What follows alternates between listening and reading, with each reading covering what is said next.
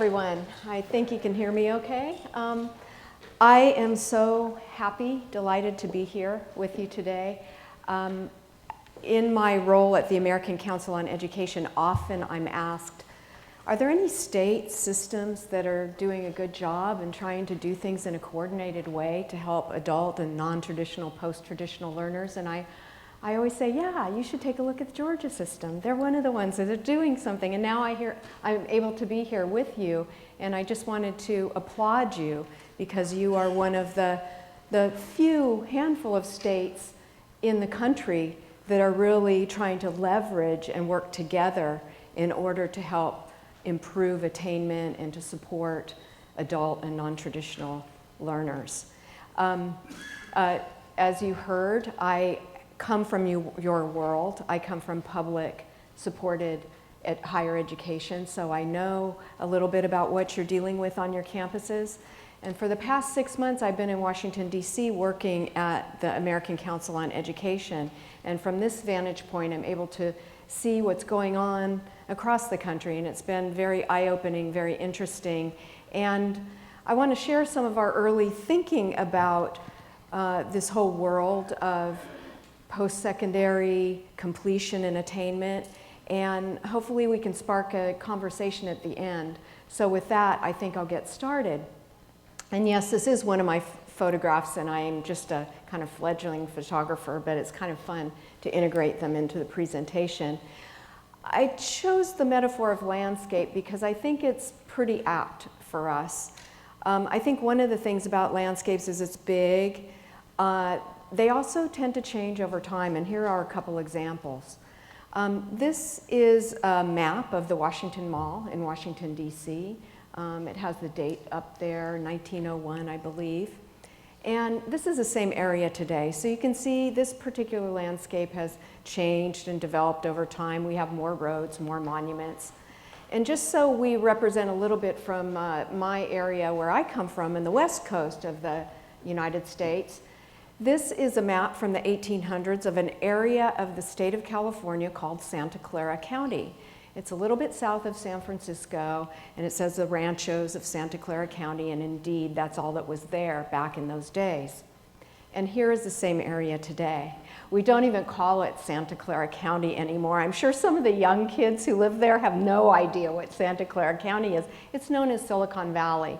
And this map shows a bunch of the technology companies that have sprouted in that area over the years.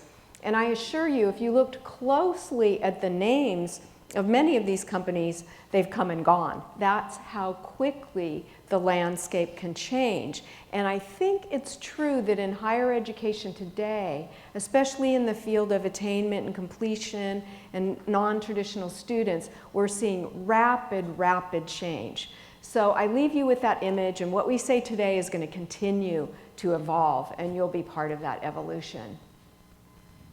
I'd like to start with this number because I think it's a pretty important number for us to remember, 30%. And according to the 2010 US Census, this is the percentage of adults in our country 25 years and older who have achieved a bachelor's degree or higher. 30% of our country, of our population. Let's narrow that down a little bit, 42%. So this is a little bit more current data. This is 2012, OECD, that's the Organization for Economic and Cooperative Development, a global organization. And this is the percentage of the US population between the age of 25 and 34 who have achieved at least a 2-year degree or higher. So it's a little more than 30%.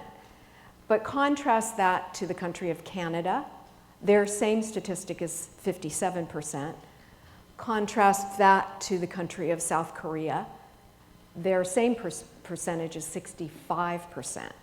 So we have a ways to go, and I know those of you in the room know that, but when we see this number, it's pretty sobering. And this represents, of course, our nation's general attainment goals, and Lumina Foundation, Bill and Melinda Gates Foundation, states, and so forth. They're really kind of focusing around this number, having 60% of our adult population having attained some level of post-secondary credential, certificate, or degree by the year 2025. And what does that mean? Or why did we come to this number? 63%. According to the Georgetown University Center for Education and the Workforce, they predict that by the year 2018, that's only 5 years from now, we will need, that 63% of the jobs in this country will require some level of post-secondary education beyond what our population currently has.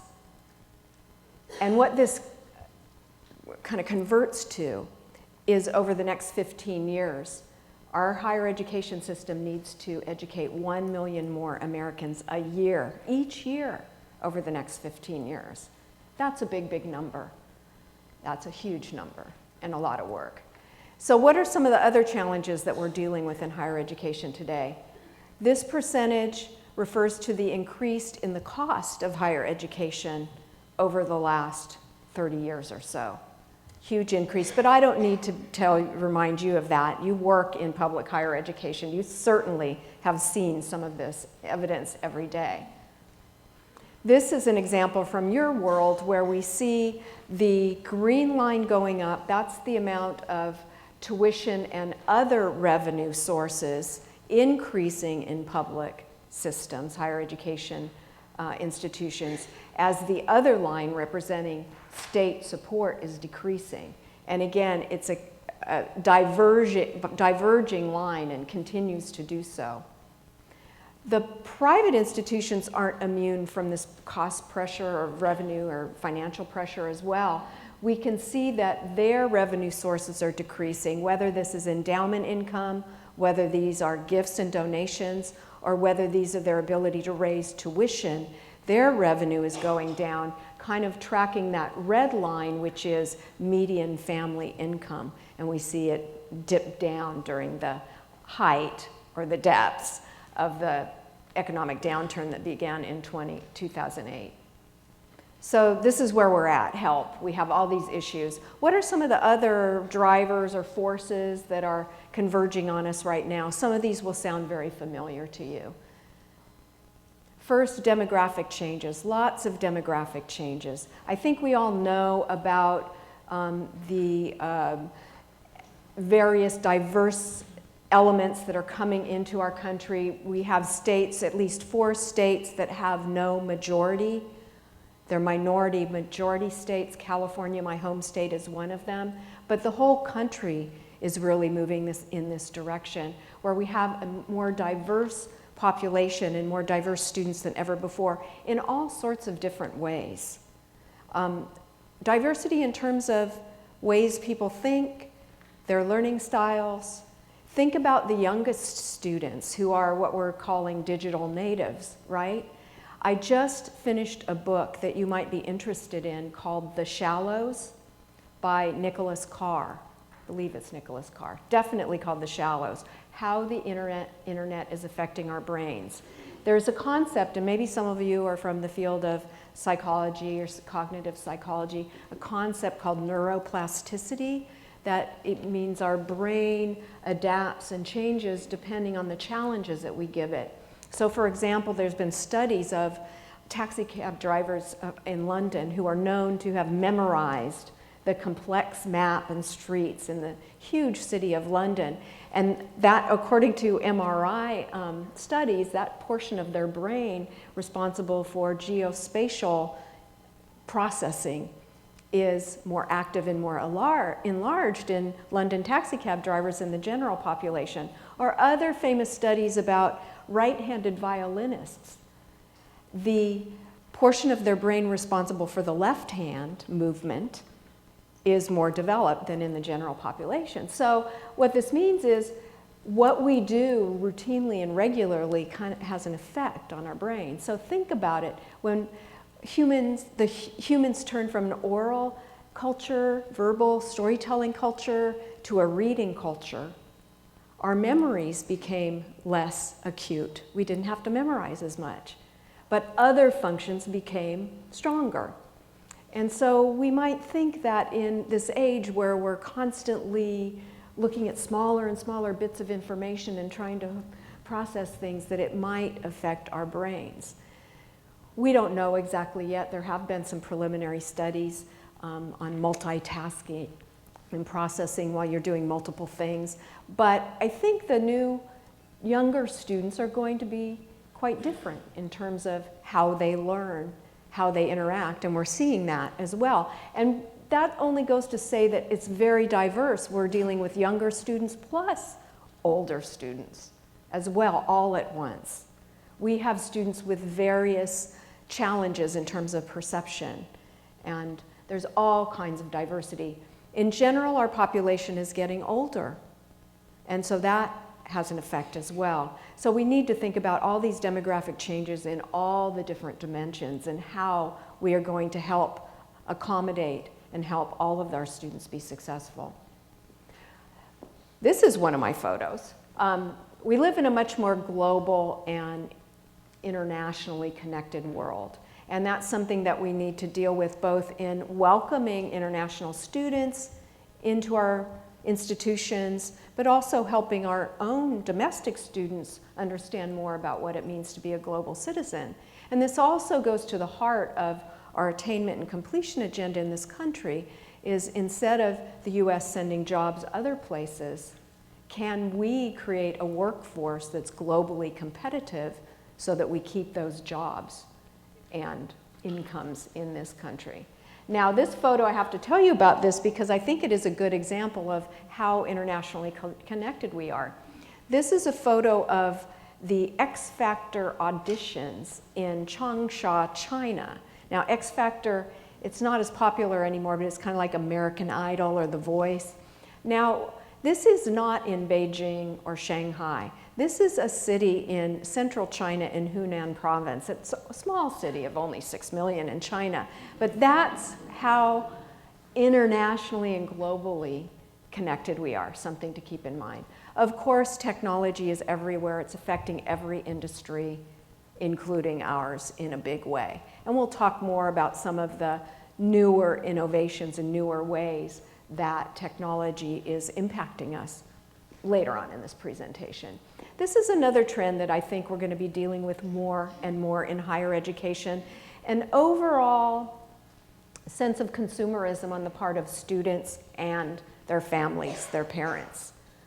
I want to choose. What are you going to do for me? What's my return on investment? We even see it in terms of our government, where President Obama says, we want to help families make sure they get the best bang for their buck in education. You know, scorecards so that we can, you know, track how well we're doing. And we all know that those have, you know, positive impacts and not so positive impacts when we're narrowing down our diverse higher education system to one, you know, 4 different factors, 4 or 5 different factors. We can argue that, but the fact is it's coming at us, the sense of consumerism. And I think probably the internet is driving that. How many of you use Yelp if you're in a new city and you want to find a restaurant or something, anything? Yeah, sure, you want to hear what other people are saying about it. So we have this new culture where we're increasingly accountable, I guess, if you will, or open. Our performance is being evaluated by everybody, and it's out there for everyone to see. That is a big effect on a change in how we operate. This is another big change, the shift from an inputs-based system to an outcomes-based system. So when you think about it, for years and years and years, maybe centuries, higher education has been based on an inputs model where we said something like this: if we have the best students, if we have the best faculty, if we have the biggest libraries with the most books in them, if we have the largest climbing wall in our, you know, student activity center, we're automatically going to be getting the best outcomes. Well, we're really seeing a shift. Of course, at the regional accreditors are looking more. They want to address what are the outcomes that you're going for. And then we had a big change just a couple months ago when the Department of Education in the US, in Washington, D.C., U.S. Department of Education came out with a announcement that they would be approving a complete competency-based direct assessment program out of the University of Southern New Hampshire. Now, we know we've had competency-based programs before, Western Governors University and so forth, But in those institutions in the past, they've done the trick of converting the competency-based program into a credit hour equivalency for the purpose of being able to obtain Title IV financial aid for students who enroll in that program. But now we're seeing a big shift in openness. So I think this is another driver that will be changing. And I know that many of you are addressing and building competency-based programs within your institutions in the state of Georgia. Another trend, customization. This is a picture of Nike shoes that you can go online and customize and make whatever you want. And I think it's a symbol for, goes back to that consumerism that students, families, so far have an idea in their head that they want to design what they think is right for them. Now we might argue whether they know what's right for them, but the fact is that there is this force and driver coming at us. The other idea is, with improvements in technology, the ability to have online systems that collect massive amounts of data as students are interacting with them, are we at a point where we can customize and personalize the instruction, the exercises, the informations that are being delivered to one student as compared to another student? For example, in my case, I'm very much a visual learner. So I like to see things in visual form. So wouldn't that be great if, for me, I click on this little eye icon and information is delivered to me in a certain way, as opposed to the person sitting next to me who's more of an auditory learner, or someone who's more a kinesthetic learner and likes to move things around as a way to learn. That's just one slice of how things might be personalized. In the MOOC world, we're seeing a lot of innovation in terms of the use of predictive analytics. So as a student is working on, say, a math course, and we do see many preparatory level math courses in the body of courses that are being offered in massive open online courses, they're collecting a massive amount of data on students that can help them refine the materials and the courses as they're being delivered or the next time that they're being delivered. So this idea of customization and personalization has a kind of a positive side to it and a perhaps challenging side to it for us. Of course, information is everywhere.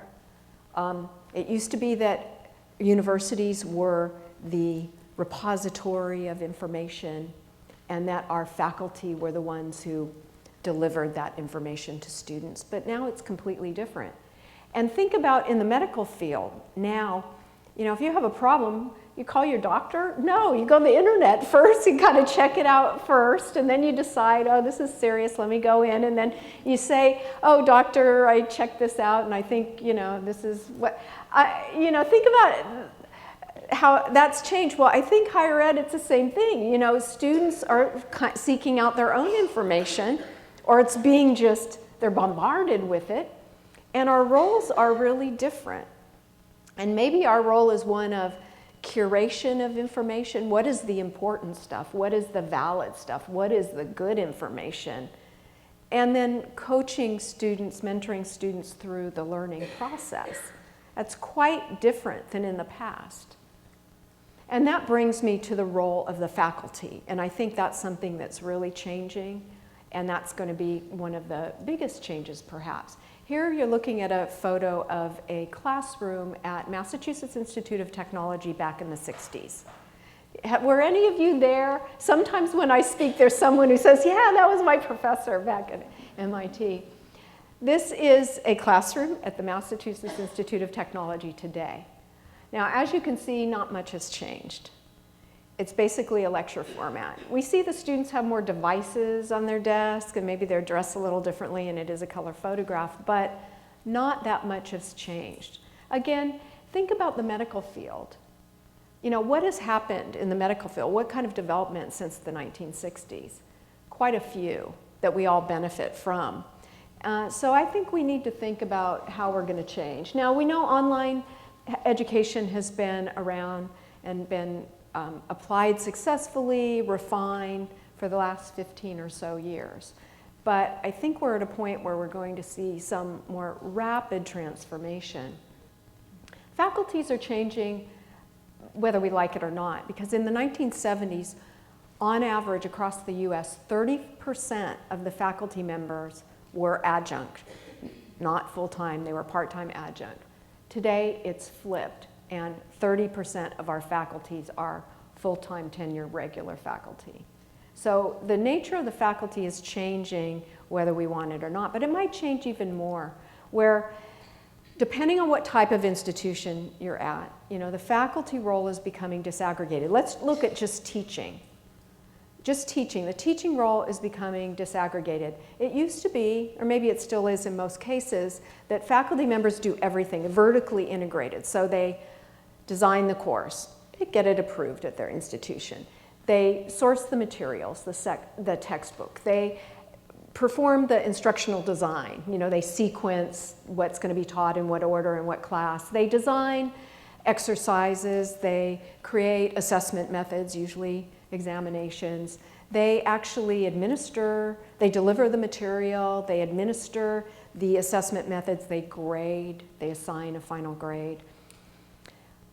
Probably about 75% of that activity were never taught in our PhD programs, right? And we just kind of learn it as we go. Well, we're in a time now where maybe we outsource instructional design to experts.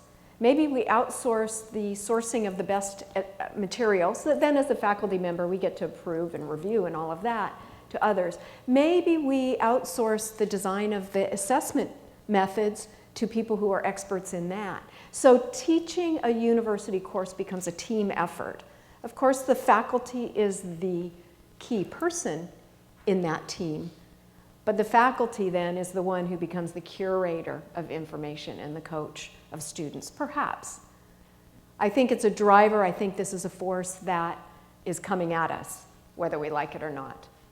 New credentials. Of course, bachelor's degree is always important, but as I know that you are really actively considering certificates, what we call certificates, high quality certificates with labor market value.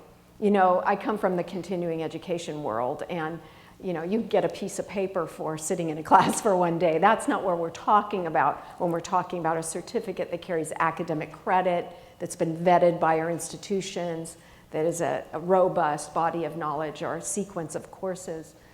Other credentials. How many of you have heard of digital badges?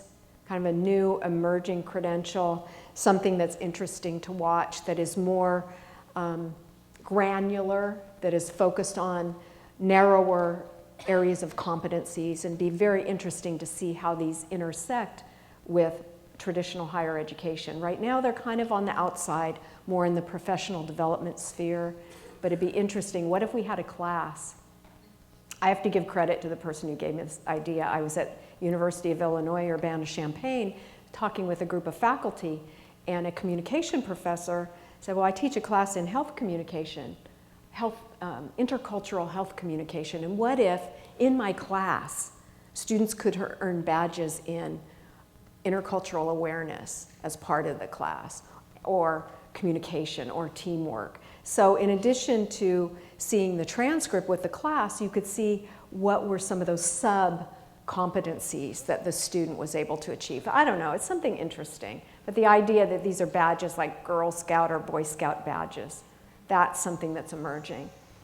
Of course, everyone's concerned, we are concerned about the completion agenda and achieving our goals. And here are some of the various wonderful efforts that have made great strides and taught us a lot about what we can do. But we still have a huge way to go. And I think we need to capture what's great about all of these efforts, but continue to push it just a little bit harder. How many of you have seen this image before? Just a couple. This is, I just stumbled upon this. This is called the Dymaxion map, and it was developed by Buckminster Fuller in the 1940s and 50s. And if you look at it closely, it really is a map of the Earth, but it's tilted in a different way.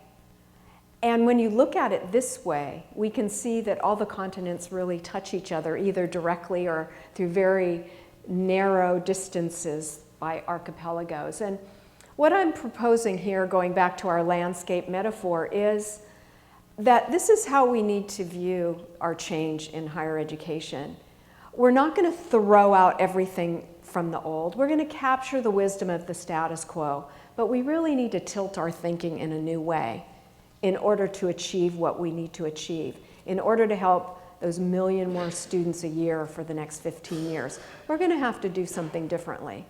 We're probably going to need every single one of our institutions, as I like to say, firing on every cylinder, but then we're going to need a lot more. So what are some of the things that will enter into this new paradigm? Quickly go through this. 62%. If we look at OECD data and we take out first-time, full-time students at our institutions in the US, this is the number that's left. So whether we call these non-traditional students, post-traditional adult students, these are our students. And the new paradigm for higher education needs to embrace this. Now, why do I use the term post-traditional? I'd love to explain that. It's kind of my own personal pet peeve, and I don't know whether it will catch or not. Now, I need to acknowledge that the term adult learner is used in federal regulation. Okay, adult learner. But in my experience on institutions, on our faculty and our academic leadership, the notion of adult learner is something over here on the side. It's kind of equated with adult basic literacy and so forth, and it's something that our institutions can ignore. It's not us. Non-traditional learner brings us a little closer, but there's something about having a term that is a negative. Oh, I'm a non-traditional learner. And so the idea of maybe post-traditional learner or post-traditional student might capture that. It's kind of like postmodern. It's kind of the next stage. I'm not sure whether it'll catch on. And actually, my colleague, John Ebersol, president of Excelsior College, is the first person who used this term, and I'm stealing that from him. I want to give him credit. But this number, wouldn't it be great if someday what we were talking about was just students, and we didn't make a distinction between this kind of student or that kind of student? Now, I know you live in the adult learner world, and I know that you probably, I'm speaking to you when I say this. But in overall higher education, we need to get the rest of our colleagues to embrace this as part of our new paradigm. I think outcomes, we've talked about that already. I think we are seeing a shift in our new paradigm toward an outcome, more of an outcomes-based model. Whether we're going entirely over to competency-based in everything, we may not, but everything will shift more toward outcomes. This idea of balanced vocationalization, and let me put another image up there. This is a concern of mine and of other colleagues as I talk around the country, and that is where we're talking about post-secondary attainment, we talk a lot about vocations and jobs and workforce, and all of that is important because we do know the history of higher education is really strongly grounded in social mobility, social equity. I myself am a first-generation college student. I benefited from public higher education. My father did not graduate from high school. He did earn his GED, however. But so I feel very deeply about the work and social mobility aspect of higher education. But I also feel very deeply about giving our students broad skills that sustain them through multiple careers over the course of the lifetime. And that I'd hate to develop a system where we're shortchanging students by focusing so narrowly on vocational aspects that they're not getting what we call 21st century skills, soft skills, liberal arts skills, things like communication, critical thinking, analytical ability, problem solving, teamwork, cultural, social, historical awareness, global awareness and competence. So I like to build a system in a new paradigm that accomplishes both of these. This T shape represents that broad thinking as well as the specialized skills. The specialized skills are something that you may retool yourself over a lifetime, correct? And that's something that many of our institutions are helping people to do. So here's what I'm thinking a new paradigm might look like. It'll be a system, a true system. So we start here with our degree granting institutions. And all different levels, could be public, private, could be for-profit even. I put continuing education units in there because at many of our institutions, these are degree granting. That's pretty much when we think of higher education, this is what we think of. But in my view, in the future, it's only part of the overall system. Then we have lifelong learning. That's really important. I kind of put it off on the side.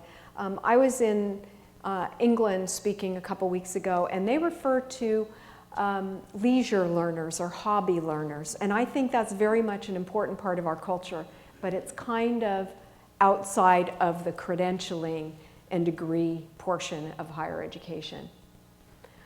Then we have these new forms of credentials that have been around a long time. And I know we're talking about certificates and stackable certificates or modular certificates, certificates that articulate into degree programs. Then we have the world of prior learning assessment that I know everyone in this room is very familiar with, but something that's gaining more and more attention, awareness, appreciation in the bigger higher education world. And we have our different forms of it. I know you have different people speaking. We have credit by examination. We have course reviews, which is the form of prior learning assessment that American Council on Education is principally involved in. Portfolio reviews, which is CALE's area, and we do a little bit in terms of our military occupation reviews at ACE. But all of these feed into it. So you can see a world where someone maybe finishes high school or doesn't finish high school and gets a GED, gets a certificate, goes to work for a while, gets another certificate, realizes they're smart. Hey, I can, earn a degree. Let me articulate into a degree. Let me take some of my prior learning from my corporate training and use some of that. And this will help me move in and through. It might happen in reverse, and we saw a pattern of this at UCLA Extension, where I was before ACE, where you have a young graduate who completes a 4-year degree, but doesn't really have that many marketable skills.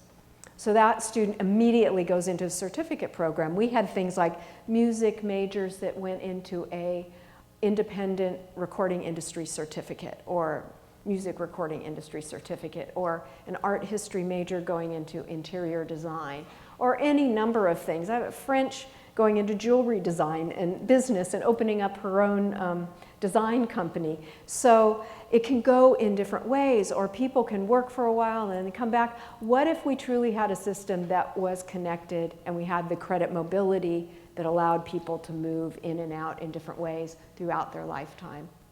And then where do the MOOCs fit in? Because this became a question early on, about a year ago, when the attention on MOOCs became prevalent and people started completing them.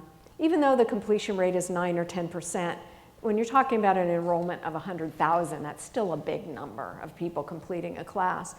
And they're asking, I completed this class out of Stanford in artificial intelligence, and is that all there is? Can I use it for something? So the idea that is there a way that people who complete their learning via MOOCs or other existing open educational resources might capture that, validate that in some way so that they can use it within other areas, other aspects of the higher education post-secondary system.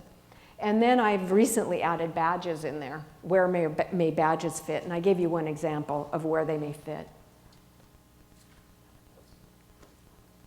So here we have a system, besides a system thinking, moving forward, a new paradigm with even more immersive technology than we have today. Think about it, most of us didn't have smartphones, say maybe more than 3 years ago.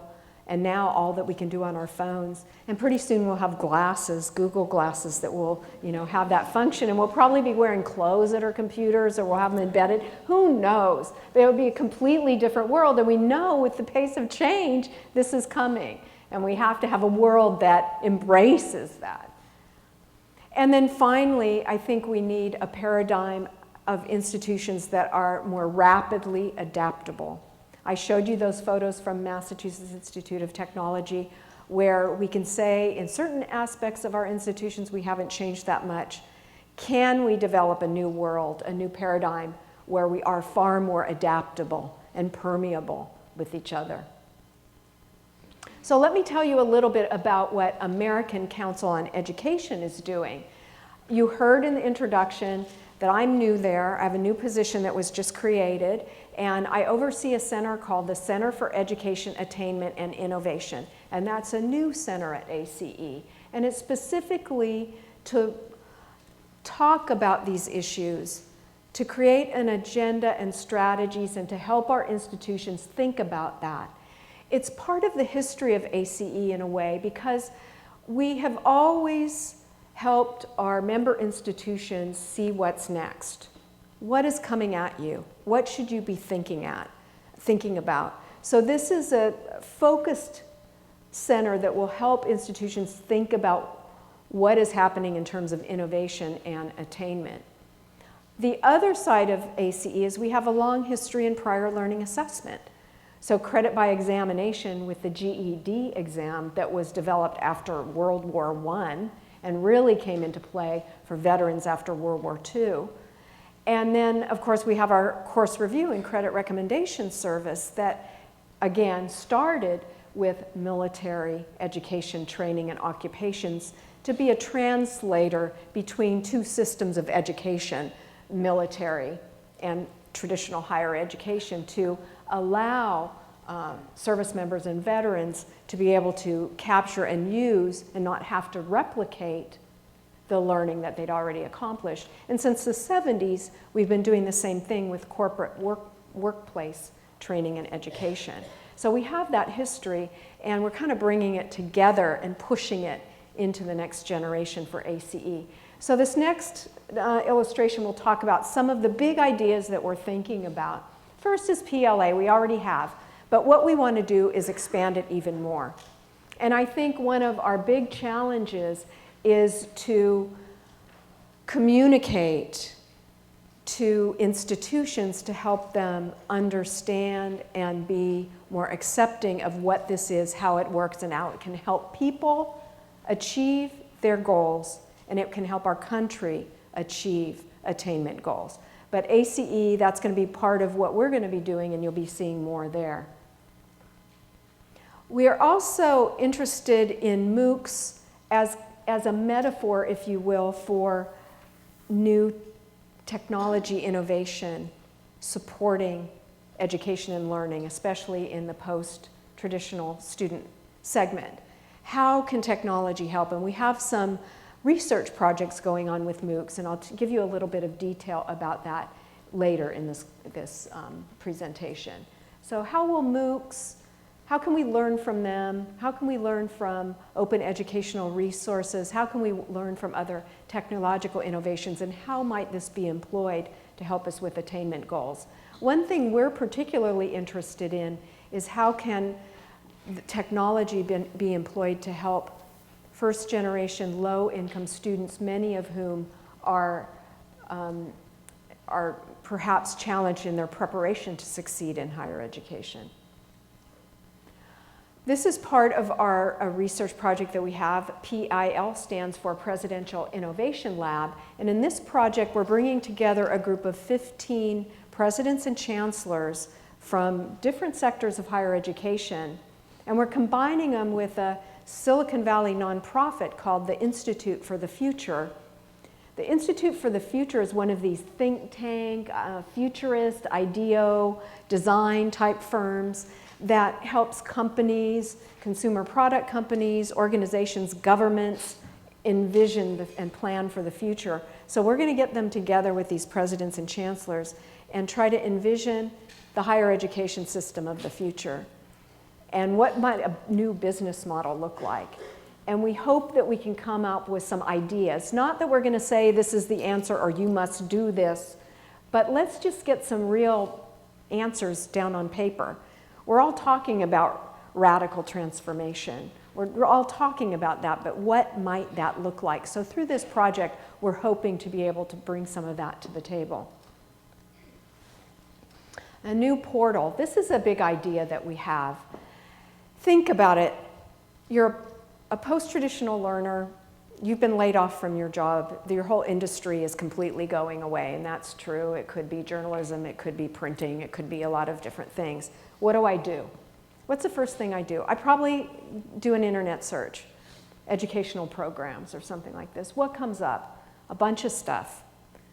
You don't know whether it's good, bad, valid.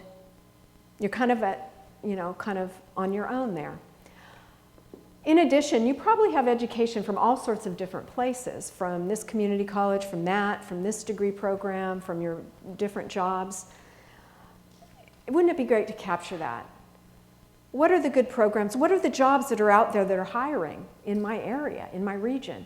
What if we had one place that someone could go to that was trustworthy, where you could go in and you could somehow do a career assessment, maybe plug in your skills and interests, your background, your resume, your previous positions, and somehow there were some analytics that said, based on your past, this is what you'd be good at. And what you would be good at is linked to labor market data in your area, in your region. These are the jobs that are growing, and these are the things that maybe you want to think about investing in. And by the way, these are the educational programs that can help you fill the gaps between what you already know and what might be needed in some of those jobs. And by the way, these are the institutions that will accept prior learning credit for the stuff that you've done before. And by the way, we've already filled out half of your application with the information that you've already fed into it, and all you have to do is fill out a couple more fields and hit send, and you're off and running. What if there were a place like that? I mean, these are some of the big ideas that we have. Because now if you look at all the portals that are out there, and one of my colleagues, Bobby Kanoy at ACE, has done this, there's probably about 30 of them. And then across the top, he has the different functionality that we might want to see. We have one called Shop Your Credit. That's, we probably don't want to use that as the official term, but, that's part of the functionality for the prior learning assessment piece. And no one offers all these chunks, all this functionality. You get a little bit here, a little bit there. We think this would really help move the dial for post-traditional learners to help get started.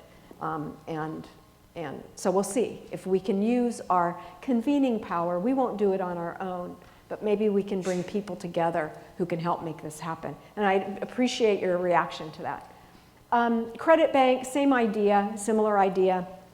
If you're a post-traditional learner, you have credit all over the place, likely.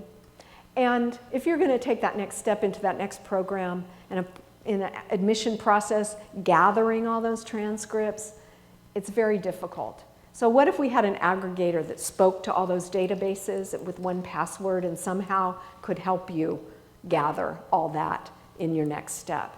I don't know if it's possible. We're not talking about one place holding all the information, but maybe one place that can draw from different databases.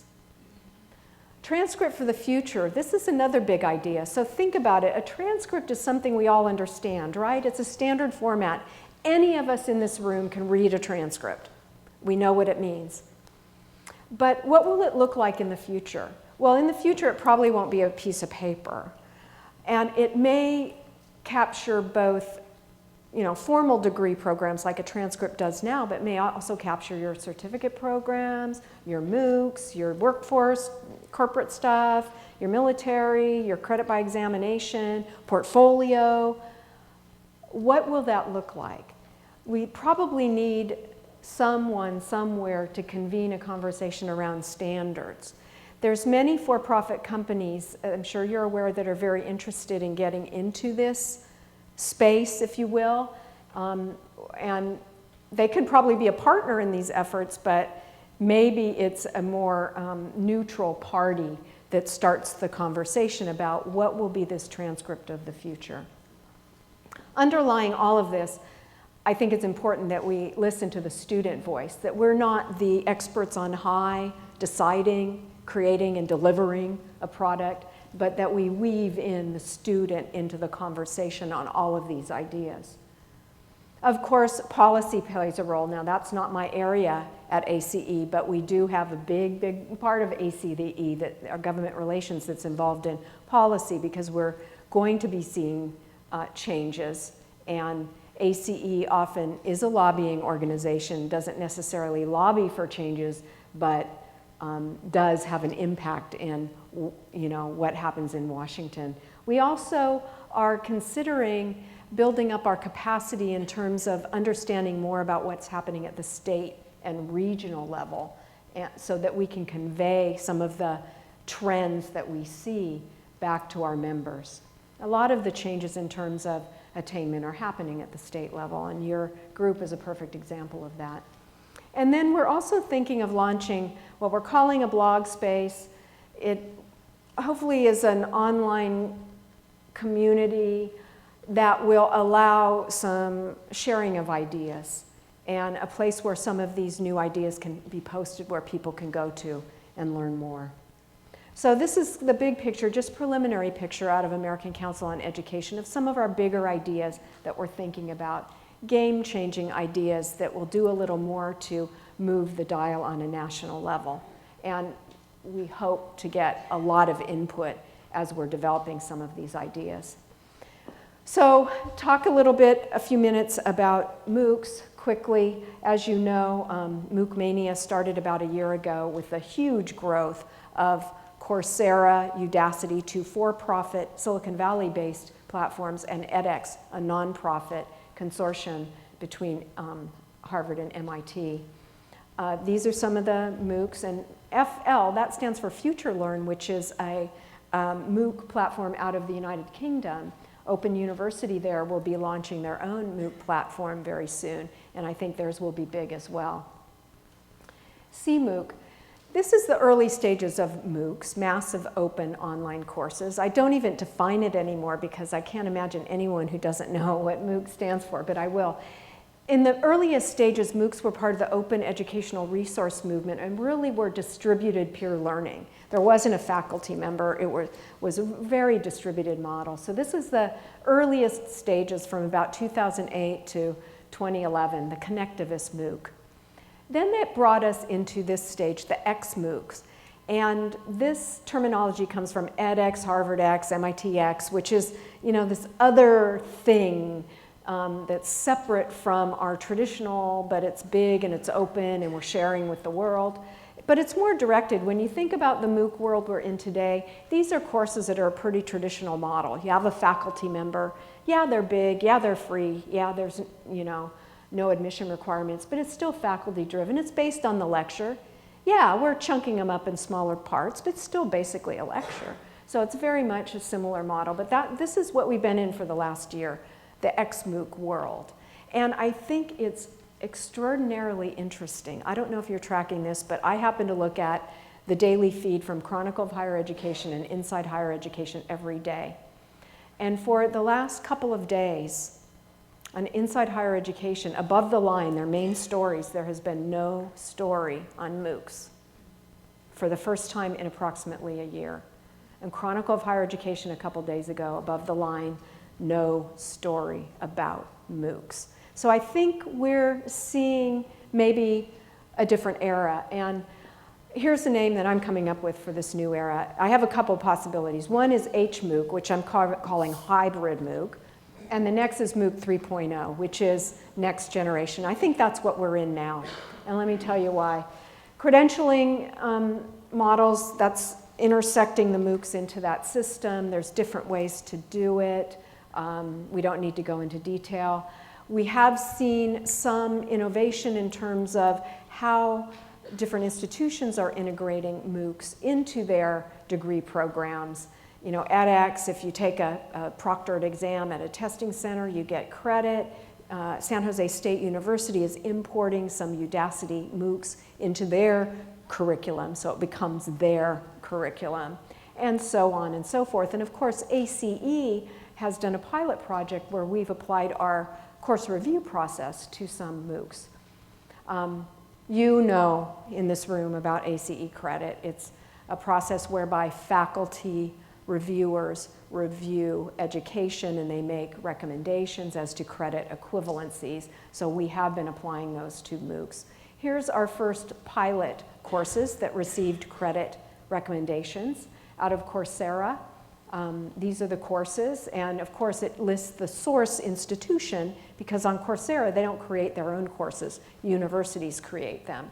The last one I've highlighted because algebra received vocational credit. It didn't receive college or university level credit because it's not a college or university level course. Still, that is a key course for students in terms of their preparation for success in college. And then this is Udacity, the courses that received credit recommendations on that platform. And that was very recent, just May 13th. Okay, so what I'm seeing in terms of MOOC 3.0 is a new era of integration where we're not taking MOOCs just in and of themselves, but we're taking bits and pieces, and institutions are using them in different ways. And really MOOC as a metaphor for technology-enhanced education in general, for online education, and for open educational resources. MOOCs have done us a service because they really shine the spotlight on these great innovations, and they fostered faster discussion and debate about them. So these are some of them. Campuses are using MOOCs platforms as their own learning management system. I call it textbook for the future. That's content licensing. They're taking content from MOOCs just as you would integrate a textbook or a reader into your course. Many are using some of the MOOCs as preparatory coursework. We've heard of faculty members who recommend that their students complete a MOOC before enrolling in a course. Try this out on your own before you take my organic chemistry course, that sort of thing. Learning analytics are telling us a lot about how students learn and how we might improve and refine our teaching. That's part of faculty professional development. Also, think about it. If you're teaching a new class you've never taught before, now you have the ability to go out there and see how colleagues are actually teaching the same course. If I were teaching right now, I think I'd look to that resource. Alumni Outreach is a great way that institutions are using MOOCs to promote to their alumni. As an incubator, I'm going to create a MOOC, and that's going to help me learn more about the technology that I can then apply in my regular fee-based online or even classroom-based courses. Distributed flip, the flipped classroom, the distributed flip is where you have multiple faculty around the country who are all teaching the same course in a flipped format. You're familiar with the flipped format, where the students listen to the lecture on their own and then they do their homework with you, the exercises in the classroom. And so this is a way for faculty who are teaching the same course to share what they're doing in the classroom, because that's often the biggest barrier. That's the hardest part, is developing those exercises. Of course, you can internationalize by assigning your students to participate in part of a MOOC with other students from around the world. Recruitment and reputation is kind of the first use of MOOCs. And as a loss leader, I'm going to give this free course and maybe they'll be interested in paying later. So again, I think all of this goes into creating a new system, and I hope that we might think about how we might get there, and who knows what the future will hold. But I'm interested in hearing your thoughts. I'm also interested in hearing your questions. So thank you very much.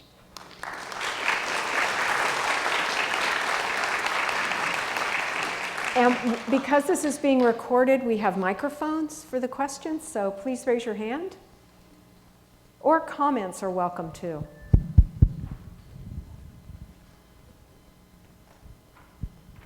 Well, I'll ask, do we have a question here? No?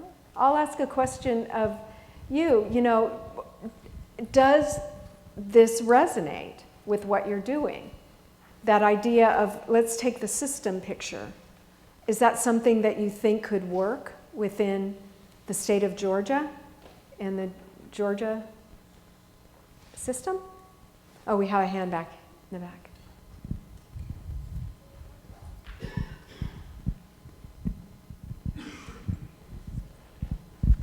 Well, I think it probably could. I'm Becky Rutherford from Southern Poly. We're going to hear from Belle Whelan later this afternoon, of course, for accreditation purposes, and I think that's probably what's holding a lot of us back. And so if we talk about perhaps again what ACE can do, I think that would be something to help drive, in effect, how we can show our accrediting bodies that we're meeting our outcomes and things that we need to. Now, we're kind of getting there, I think, but I really see that for a lot of folks, that's one of the first things I hear. Well, what about accreditation? So, again, I think that's, and that really wasn't addressed, so it's something to think about. Right, I think that's an excellent point, and we are in communication with the various regional accrediting bodies. These are individuals who are also very interested in helping support attainment and completion. And there is an openness to trying to understand what are these new credentials, these new pathways, and how do they fit in, and how can we maintain our quality while being open to some new ways of doing things. So yes, I didn't talk about accreditation. That's a good point. I should add that into my presentation, but I assure you that those conversations are taking place, and they are important. Yes. Other questions? Yes, in the middle here.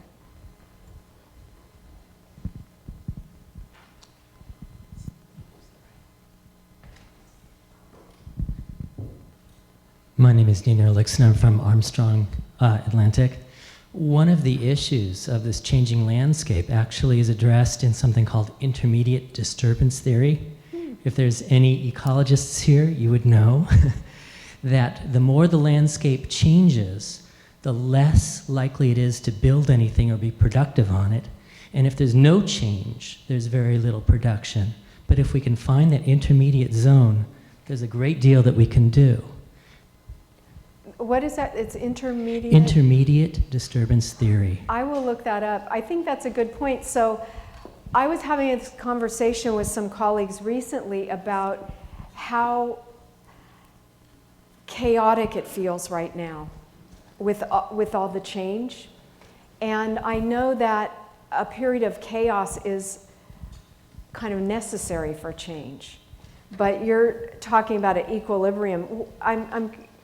I wonder if we're going to the point where it's too much, but I'm hoping we're at that point where we're finding that equilibrium. Is it true that we kind of can get chaotic and then can bounce back to that point? Is that addressed in the theory? No. No, it's an either or, uh-oh. It's a continuum. It's a continuum, okay, all right. But I think it's good that we're looking outside of our own world to models to try to help us understand what's going on. We are in a period of change. I think we all would agree to that. And we have the opportunity to kind of direct and steer that change. Other questions? Okay, I'll be brave. I'm not from the education system. My name's Jeff Horn. I'm a retired Army Brigadier General. I run a nonprofit called the Institute for Veterans Education and Training. Your notions, the circles at the end, are about the future, specifically the portal. Your outreach efforts clearly within the education community are quite grand. How do you reach outside the education community to get the kind of input that you're looking for on your various elements of your future theory? So for example, in the portal environment, because I know that there's some very sound work going on in the arena that I work in that regard. You'd like to share it? Thank you very much for that. Thank you for your service also. The portal idea, the spreadsheet I mentioned that has all the existing portals, the veteran and military-based portals are on that list, definitely. And so when we talk about post-traditional, veterans are very much part of that population. And in fact, we were talking about at lunch how in many ways, I think that serving student veterans is the leading edge of change because there's a lot of will and interest in making sure that our veterans have the opportunities when they return. And it's my understanding, and please correct me if I'm wrong, that we're expecting about 1 million veterans to return to civilian life over the next 3 years. And that if history serves us, 40 to 50% of those will go on to pursue post-secondary education. So that's a large number. And so our mechanisms, our tools of prior learning assessment and so forth, there's more openness and acceptance to helping veterans use those instruments in our institutions. And I think that might open many doors for other civilian post-secondary or post-traditional students as well. So American Council on Education has a long, long history of supporting veterans and service members. Two of the directors in my area, one, Michelle Spires, who will speak at this conference, is directly involved in military evaluations, and another, Meg Mitchum, is director of veterans programs. So we have we do, look outside of traditional higher ed, if you will. But we'd always appreciate more input at any time. Thank you. Yes.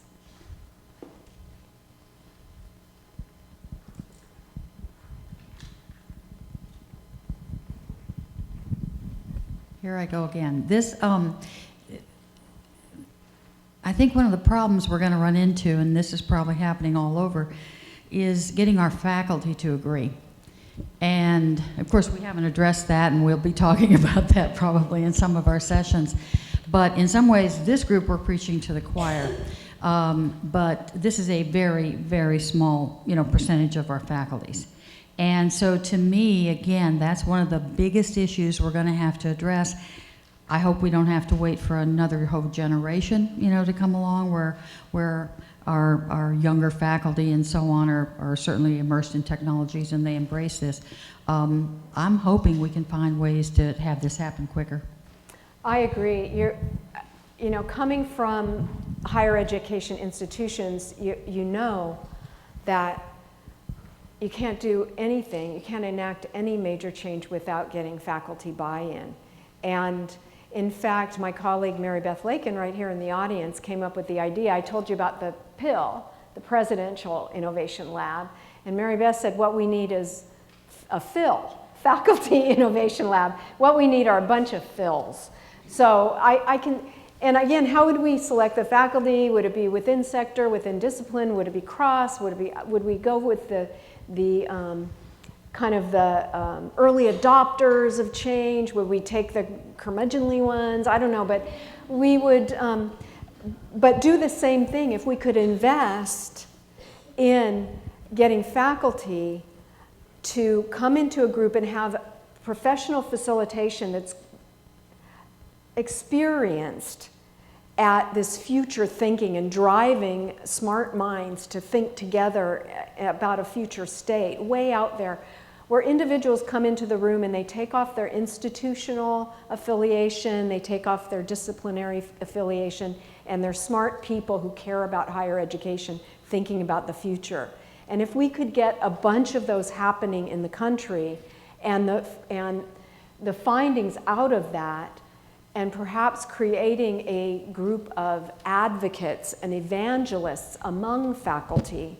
We have that in a little way at ACE because within our credit recommendation service, we have a network of faculty who are our course reviewers and our regional and national liaisons, and they become advocates for the process and for prior learning assessment in general.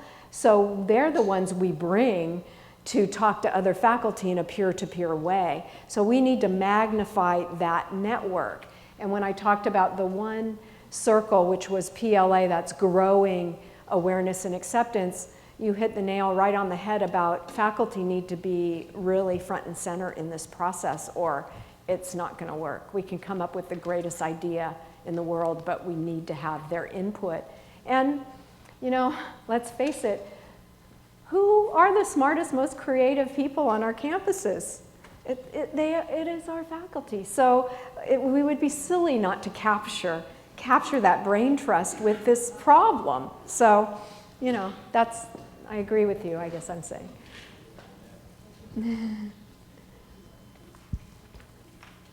You don't agree with me that they're the smartest, most creative people? Yeah, they are, deep down inside. Any final question in the back? We have one. Right back in the middle.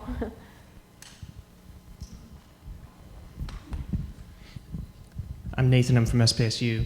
I'm very new to the industry, so forgive me. Welcome. Thank you. So if we're in this point of change, and it's very chaotic, I like to look back at the history of the industry. Like, when was the last time we as an industry were faced with this much change? And so what are we taking for granted now? And so how can we apply that to this, in your opinion?